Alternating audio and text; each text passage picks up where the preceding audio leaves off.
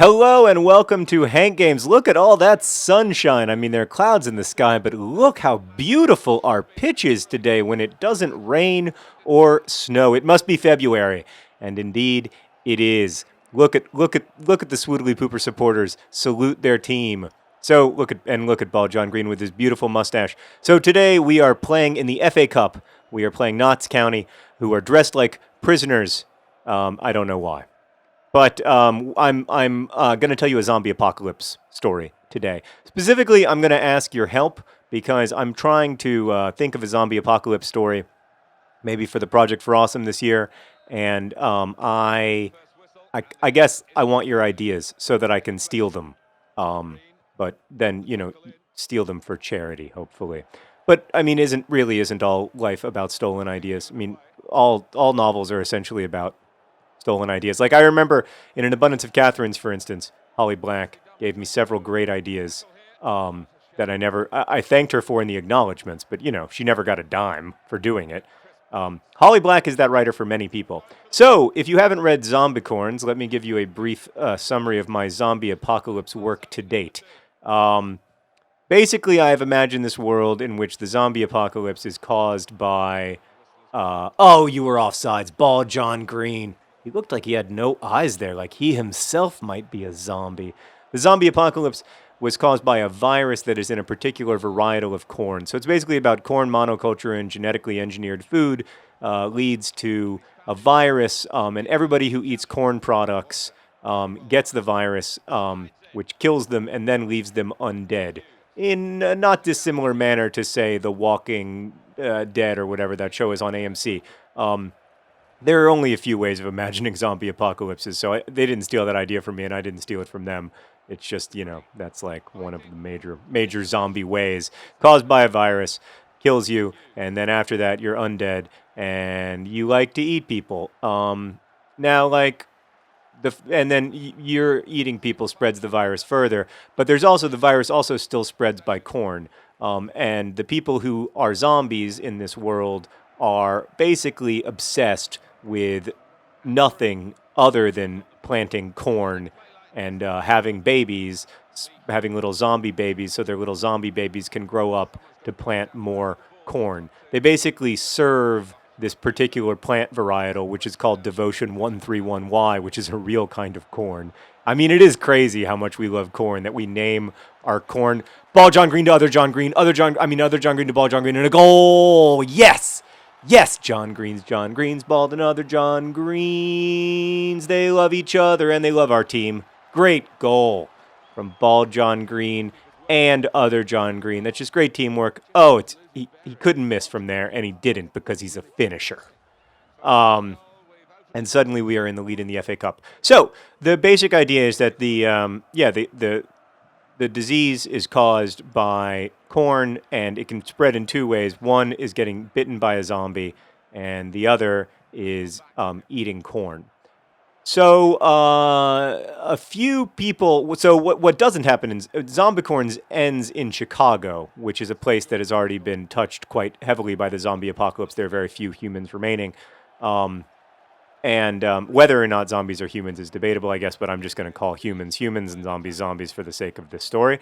So 40 years later, our story begins. Or maybe let's say 25 years later, our story begins. And our story begins in the Yukon Territory of Canada. Why in the Yukon Territory? Because, of course, if you are a zombie and if you are obsessed with planting corn, the one place that doesn't interest you, Ball John Green finisher. Other John Green to Bald John Green, John Green's bald and other John Greens. They're the best forwards that Swindon town has ever seen. Yes! Oh, great hugging, and then they go down. Yes. Just rolling on the ground together in pure, unadulterated, swoodily-poopin' joy. Great goal from Bald John Green. So, 25 years later, the protagonist and narrator of Zombicorns is now living in the Yukon Territory, where there is a settlement, a pretty large settlement actually, of humans, like essentially a city. There are a bunch of cities in the far north that are human-controlled and really places that zombies aren't interested in. Why aren't the zombies interested in them? Well, of course, the zombies aren't interested in them because you can't grow corn there. Ball John Green Oh, just missing his hat trick. That's the kind of shot that he would make before his injury. His confidence still not fully returned. So you can't grow corn there, so the zombies aren't interested in it, so they never come up there to try to kill the remaining humans because you can't grow corn. However, after an election, a different, and there's all kinds of like political machinations going on just because there's two kinds of people in these territories, right? There are the people who are from Canada and who are Canadian, and then there are the people who trekked north to escape the zombie apocalypse and, and aren't Canadian citizens and are really, on some level, right, like living thanks to the generosity of these people who have seen their land suddenly overtaken by thousands and thousands and millions of refugees. Wow, that was a nice shot, but it didn't go in the goal, so it doesn't count for anything. And that's sort of the political backdrop, right? Is that there's a certain amount of tension between natives of these non-corn places, where they were able to stamp out the zombie apocalypse pretty quickly. I mean, obviously, people who ate corn in the Yukon Territory still died or still became zombies, but because there were more, because the zombies weren't like collecting in those places. In fact, if you become a zombie in the Yukon Territory, your first urge is to go south toward more corn.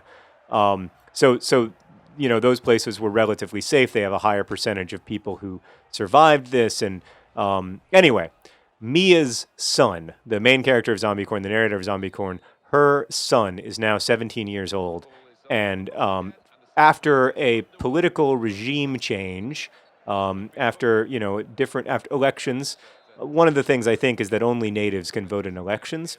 So after elections, it has been agreed. There have also been a couple of sort of somewhat mysterious murders outside town kind of stuff. Or at least not murders, but kind of disappearances, a few dozen disappearances of people who were, maybe not within the exact walls where they should have been, but were still well north of where Fat Lucas. Beautiful stuff. They say he's a 57, but he's 100 in my heart. He's clearly in good shape. Not physically, but emotionally, spiritually. Other John Green. He's such a finisher. There's no way he misses. He did miss. That's the backdrop. There's just been this election, and the guy who's been elected is basically saying that these dozens of people who have mysteriously disappeared have been victims of the zombies who are moving north for a variety of reasons. First, because they've cultivated. There are airplanes and stuff, so they do have some idea of what's going on with the zombies. Oh, I love it. I mean, Ball John Green just loves to give the ball off to other John Green loves to give the ball off to Ball John Green and then just set up a beautiful goal. Oh, you've got to love it. We're just dominating the FA Cup. We're going back. We are going back to the finals. God willing, Manchester United will be there, and we can just beat the living crap out of them. So, this guy is saying that the zombies are basically coming, and we need to, we need to declare war on them. We need to go to them. We need to try to destroy them.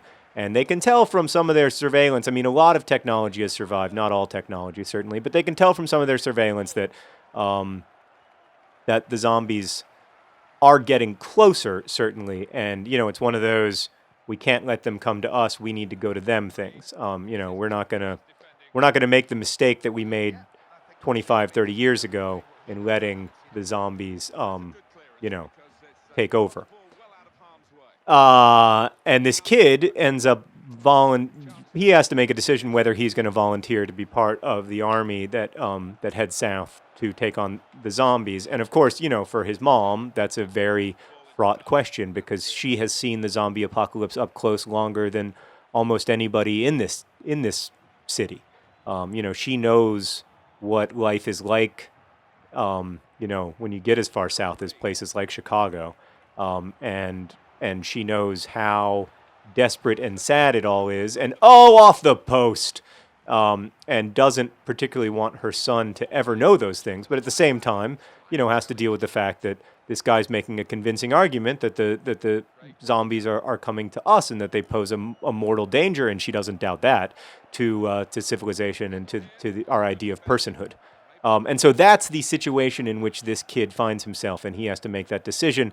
And then, assuming he does make the decision to go to war, which I'm not sure, but I mean, I think that probably dramatically makes the most sense. He then has to decide, what to do, how to fight. Gets into some tactics of how you battle zombies, which is the kind of stuff I find really interesting as a zombie apocalypse fan. The tactics, how to structure your fortresses, whether to build forts, whether to be nomadic, whether to try to, how best to battle an army that is literally 1,000 times larger than your army and will happily give everything to support that which it cares for most, which is, in this case, corn. So that's the story that I'm kind of imagining, but I don't know if you guys have any details that might help or any plot ideas or anything like that. Let me know in comments. What a great goal from French the Lana! Great stuff. Beautiful. God, gorgeous. What a finish. And so the Swoodilypoopers are up 4-0. So that's my zombie apocalypse story idea. I really do. I mean, I think it'd be fun to write. At some point, I am going to start diluting my my brand as a very fancy literary writer. If I keep writing zombie apocalypse stories and I don't at least do it pseudonymously. We might give up a goal here, and we did. We did. To Charlie Westcar. That's okay, Charlie Westcar. You can have your little slice of joy for the moment. We're moving on in the FA Cup, inexorably toward returning to Wembley, where we will dominate. I'm so confident. I'm brimming with confidence. Look at other John Green. Look at other John Green. He can't stop scoring. Oh, it's a gorgeous thing to watch. He's wearing the captain's armband today, by the way. Great stuff. All right. So, let me know in comments, and also let me know what you want me to talk about, of course, because otherwise I'll just keep inventing zombie apocalypse stories, which I'm sure would delight you, but takes me a long time. So, then I can only do like one episode of Hank Games every month, and that's no way to get to the Premier League. All right, that's the end of the game. Thanks for watching. The goals came from John Green, John Green, John Green, John Green, and French the Lana. I'll see you next time. Best wishes.